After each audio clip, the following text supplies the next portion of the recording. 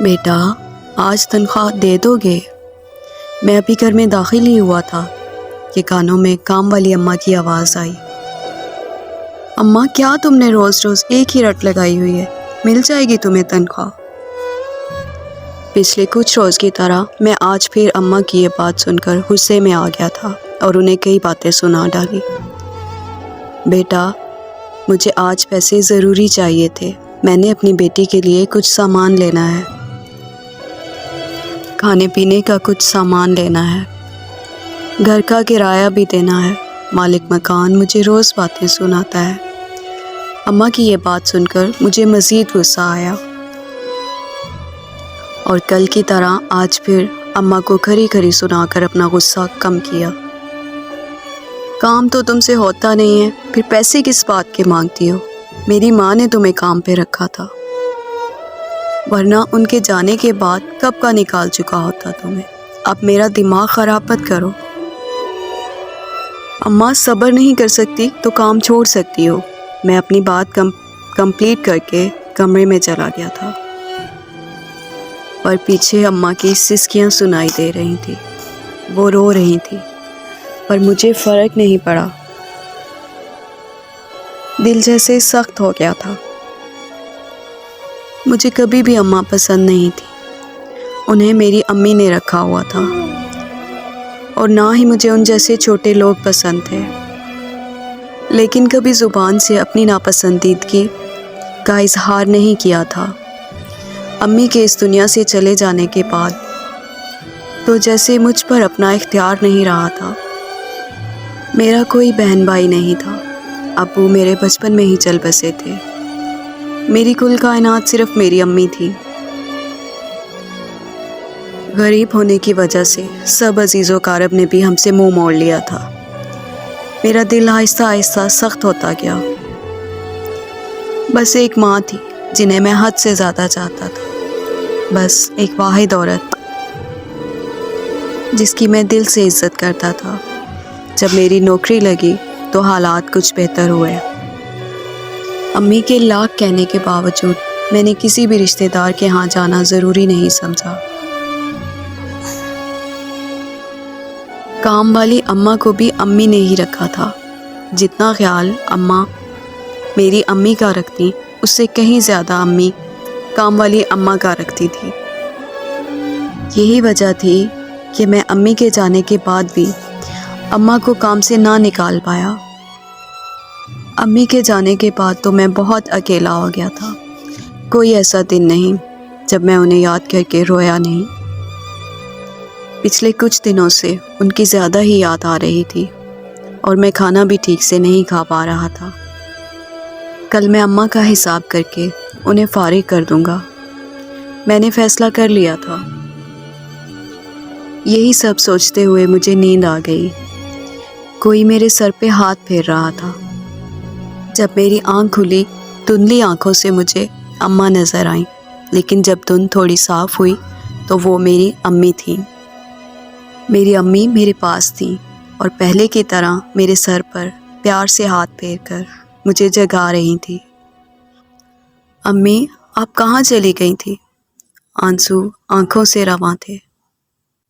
میں تو ہمیشہ سے یہی ہوں میرے بچے، تمہارے لیے روز تو کھانا بناتی ہوں، تمہارے کام کرتی ہوں، تمہاری فکر کرتی ہوں، ماں کے سوا کون کر سکتا ہے یہ کام؟ ان کے الفاظ مجھے سکون دے رہے تھے۔ میں تمہارے لیے کھانا لائی ہوں بیٹے، آلو کے پراٹھے تمہاری پسند کے۔ اب مجھے بھوک محسوس ہونے لگی تھی۔ امی نے اپنے ہاتھوں سے مجھے کھانا کھلانا شروع کیا اور ہر نوالے کے ساتھ مجھے کچھ سمجھاتی۔ میں بس انہیں دیکھ رہا تھا، ان کے ہاتھ سے کھانا کھا رہا تھا، انہی کو سوچ رہا تھا۔ تم اب اتنا غصہ کیوں کرتے ہو میرے بچے؟ ماں پر بھلا کون غصہ کرتا ہے؟ تم اب پہلے کی طرح پیسے لا کر میرے ہاتھ پر کیوں نہیں رکھتے؟ ماں سے ناراض ہو کیا؟ مجھے کچھ سمجھ نہیں آ رہا تھا، پر میں امی کو غور سے سن رہا تھا۔ مجھے کچھ سمجھ نہیں آ رہا تھا، میں بس امی کو سن رہا تھا۔ تم تو کہتے تھے آپ مجھ سے بہت محبت کرتے ہو. تمہیں مجھ سے نہیں ماں سے محبت تھی. ماں تو کوئی بھی ہو سکتی ہے. اگر کسی کی ماں میں تمہیں اپنی ماں نہیں دکھتی تو تمہاری محبت جھوٹی ہے. پر میں نے تو تمہیں ہمیشہ سچ پر چلایا ہے. بچے تم اتنے خود غرض کیسے ہو گئے؟ آخری نوالے کے ساتھ میرا پیٹ بھی بھر گیا. آخری نوالے کے ساتھ امی نے پھر کچھ کہا. اب تم نے اپنی ماں کو رلایا تو میں چلی جاؤں گی ہمیشہ کے لیے، کبھی نہیں آؤں گی. امی نہیں، پلیز. میری بات ادھوری رہ گئی. گلاس ٹوٹنے کی آواز سے میں پھر اٹھ بیٹھا تھا. دھندلی آنکھوں سے مجھے دروازے پہ امی نظر آئیں، لیکن صاف آنکھوں سے دیکھنے پر وہ اماں تھی. بیٹا معاف کر دینا، غلطی سے گلاس گر گیا اور ٹوٹ گیا. مجھے اماں کچھ پتلی ہوئی لگ رہی تھی. میں یہ ابھی صاف کر دوں گی. میں تمہارے لیے کھانا لائی ہوں بیٹا، آلو کے پراٹھے، تمہاری پسند کے. اماں کے الفاظ نے مجھے ایک دم چونکا دیا. مجھے وہ اپنی امی کی آواز لگی تھی. اماں کی آواز میں مجھے اپنی امی کی آواز سنائی دے رہی تھی. آج پہلی بار میں نے اماں کو غور سے دیکھا تھا. وہ ماں تھی، میرے لیے کھانا بنانے والی، میرے سب کام کرنے والی، میری فکر کرنے والی، بنا لالچ کے میرا خیال رکھنے والی. دل پر کہیں مرہم رکھا جا رہا تھا. اماں میرے جواب کا انتظار کر رہی تھی، پر میں تو جیسے سکتے میں تھا. میں تو ہمیشہ سے یہیں تھی بیٹا. ہاں امی یہیں تو تھی میرے آس پاس، بس مجھے ہی دکھائی نہیں دی. دل جیسے موم بن گیا تھا. مجھے اماں آج اپنی امی لگ رہی تھی. بیٹا کھانا. اماں کے الفاظ نے مجھے میرے خیالوں سے باہر کھینچا. اماں کی سہمی سی آواز پھر آئی. بیٹا کھانا ٹھنڈا ہو رہا ہے. نہیں مجھے بھوک نہیں اماں، پیٹ بھرا ہوا ہے. مجھے سچ میں بھوک نہیں تھی. صبح سے کچھ نہ کھایا تھا، پر پھر بھی میرا پیٹ بھرا ہوا تھا. مجھے ابھی بھی اپنے منہ میں آلو کا ٹیسٹ محسوس ہو رہا تھا، پر پھر بھی میرا پیٹ فل تھا. مجھے ابھی بھی اپنے منہ میں آلو کا ٹیسٹ محسوس ہو رہا تھا. ایسا کیوں تھا؟ اب میں سمجھ رہا تھا. اب مجھے امی کی ہر بات سمجھ آ رہی تھی. بیٹا. اماں مجھے اچھے موڈ میں دیکھ کے پھر سے بولی. بیٹا تم مجھے میری تنخواہ دے دو، میں آج کے بعد پھر کبھی نہیں آؤں گی، ہمیشہ کے لیے چلی جاؤں گی. نہیں نہیں، میں زور سے چلایا اور اٹھ کر اماں کا ہاتھ تھام لیا. مجھے اکیلا چھوڑ کر مت جائیں، میں آج کے بعد کبھی غصہ نہیں کروں گا.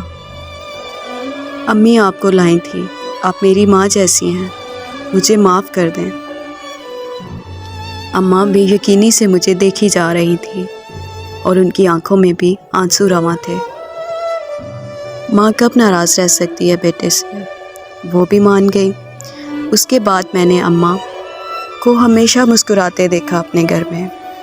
اماں کی بیٹی کو میں نے بھائی بن کر رخصت کیا اور اماں اب میرے ساتھ ہی رہنے لگی تھی. ان کی مدد کے لیے میں ان کی بہو لے آیا تھا، جس نے اماں کو کبھی نوکرانی نہیں سمجھا اور ہمیشہ میری ماں کو عزت دی. اماں کو گھر کے آنگن میں بیٹھا دیکھ کر میرے دل کو سکون ملتا ہے. اب مجھے جنت ڈھونڈنی نہیں پڑتی، جنت مجھے میرے آنگن میں چلتی پھرتی نظر آتی ہے.